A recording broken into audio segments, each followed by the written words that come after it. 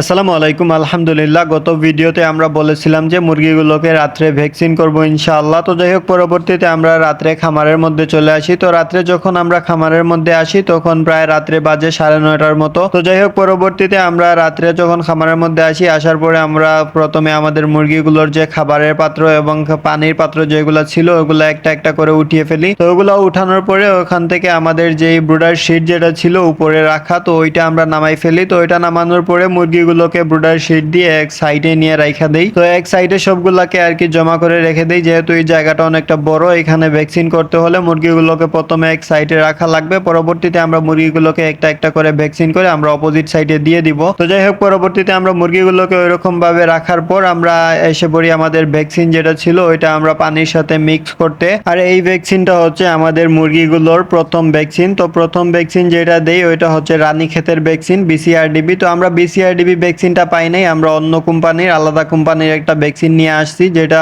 অনেকটা ভালো ভ্যাকসিন। তো যাই হোক, পরবর্তীতে আমরা ভ্যাকসিনগুলো পানির সাথে একদম ভালো মতো মিক্স করে ফেলি। তো আমরা ড্রপারের দিয়ে আর কি চোখের মধ্যে 1 ফোঁটা করে ভ্যাকসিন দিব। তো যার জন্য আমরা ড্রপারের মধ্যে ভ্যাকসিনগুলো মিক্স করে ফেলি। তো মিক্স করার পরে আমাদের যে ড্রপার যেটা ছিল ওইটার মধ্যে আমি একটা ছোট কাপড় দিয়ে ওইটা পেঁচিয়ে ফেলি। তো এটা পেঁচানোর কারণ হচ্ছে যে ভ্যাকসিনগুলো আমার হাতের মধ্যে থাকবে যখন আমার হাতের যে গরম যেটা আছে ওইটা গিয়ে ভ্যাকসিনের মধ্যে ইফেক্ট করবে আর ভ্যাকসিনগুলো নষ্ট হয়ে যেতে পারে। তো যার জন্য আমরা ভ্যাকসিনের মধ্যে আর কি আমাদের যে ড্রপার ছিল ওইটার মধ্যে আমরা কাপড় পেঁচিয়ে ফেলি। আর কাপড়টা সবসময় আমরা ঠান্ডা পানির মধ্যে চুবিয়ে রাখি, কারণ ওইটা ভিজা থাকলে ওইটা ঠান্ডা থাকে। তো ঠান্ডা থাকলে যখন আমি ভ্যাকসিনটা করব মুরগিগুলোকে, তো ভ্যাকসিনের গুণগত মানটা ভালো থাকবে। তো যাই হোক, পরবর্তীতে আমরা একটা একটা করে মুরগিগুলোকে ভ্যাকসিন দেওয়া স্টার্ট করে দিই। আর আমি এখানে ভালো করে বসে ভ্যাকসিন দেই, কারণ এখানে অনেকটা মুরগ আছে, অনেকগুলো মুরগ আছে। তো যার জন্য ওইখানে ভ্যাকসিন একটা একটা করে দিতে হলে অনেকটা সময়ের প্রয়োজন। তো আমরা ভ্যাকসিনগুলা যখন মুরগিগুলাকে দেই তো ওইখানে আমাদের অনেকটা সময় লাগে, প্রায় 1.5 ঘন্টার মতো সময় লাগে। তো যাই হোক, পরবর্তীতে আমরা একটা একটা করে মুরগিগুলোকে ভ্যাকসিন দেওয়া স্টার্ট করে দেই। তো আলহামদুলিল্লাহ আমাদের দেখতে দেখতে সম্পূর্ণ মুরগিগুলোকে একটা একটা করে ভ্যাকসিন করা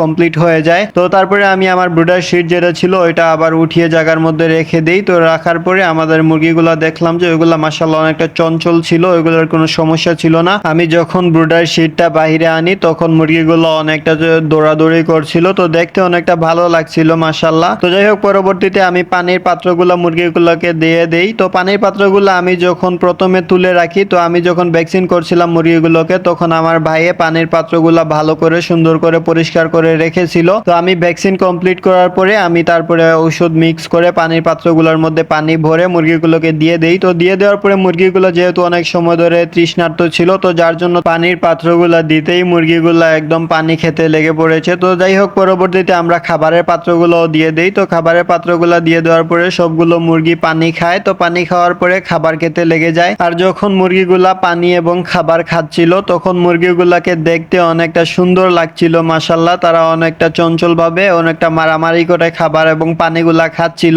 তো যাই হোক, আমরা ওদেরকে খাবার এবং পানি দিয়ে রাত্রের মতো খামার থেকে চলে আসি। তো তারপরে আমরা আবার সকালে খামারের উদ্দেশ্যে রওনা দিয়ে দেই। তো খামারের মধ্যে এসে প্রথমে আমাদের কবুতর যেগুলা ছিল ওদের ঘরগুলা খুলে ওদেরকে আমরা ছেড়ে দেই। তো ওদেরকে ছাড়ার পর ওদের যেই খাবার যেগুলা ছিল ধান, ওগুলা আমরা রাস্তার মধ্যে ছিটিয়ে দেই। তো পরবর্তীতে তারা ধানগুলা খেয়েছে। তো তারপরে আমাদের মুরগি যেটা ছিল ওইটারে দেখি, তো ওইটা মাশাআল্লাহ অনেকটা সুস্থ আছে আর ঘরের মধ্যেই ছিল, ভালো আছে। তো যাই হোক, মুরগিটাকে দেখার পর আমরা খামার খুলি। তো খামার খোলার পর খামারের মধ্যে ঢুকার পরে মুরগির বাচ্চা যেগুলা ছিল ওইগুলাকে দেখি, তো ওইগুলা মাশাআল্লাহ অনেকটা ভালো ছিল। আর যেহেতু আমি সকাল সকাল খামারের মধ্যে এসেছি, তো খামারের মধ্যে যখন আমি ঢুকার পরে দেখি যে আমাদের মুরগির বাচ্চা যেগুলা ছিল ওইগুলা একদম সবগুলা শুয়ে রয়েছিল। তো আমি যখন খামারের মধ্যে ঢুকার পরে ওদেরকে আমি একটু উঠিয়ে দেই। তো উঠিয়ে দেওয়ার পরে ওদের যে পানির পাত্র যেটা ছিল ওইটা আমি উঠিয়ে ফেলি। তো পানির পাত্রগুলো উঠানোর পর ওগুলা নিয়ে আমি পুকুরে যাই। তো পুকুরে গিয়ে ওগুলা ভালো করে সুন্দর করে পরিষ্কার করে আবার নিয়ে আসি খামারের মধ্যে। তো খামারের মধ্যে পানির পাত্রগুলো রেখে আমি বালতির মধ্যে কিছু ফ্রেশ পানি নিয়ে আসি। তো ফ্রেশ পানি নিয়ে আসার পর ওই পানিগুলোর মধ্যে আমি একটা ঔষধ মিক্স করি। তো ঔষধ মিক্স করার পরে আমি পানির পাত্রগুলোর মধ্যে পানি ভরে ফেলি। তো ভরার পরে পানির পাত্রগুলা মুরগির বাচ্চাগুলাকে দিয়ে দেই। তো পানির পাত্রগুলা দেওয়ার পর মুরগির বাচ্চাগুলা পানিগুলা খেয়েছে আলহামদুলিল্লাহ। তো যাই হোক, পরবর্তীতে আমরা খাবারের পাত্রের মধ্যে কিছু খাবার দিয়ে দেই। তো খাবার দেওয়ার পর আমরা সকালের মতো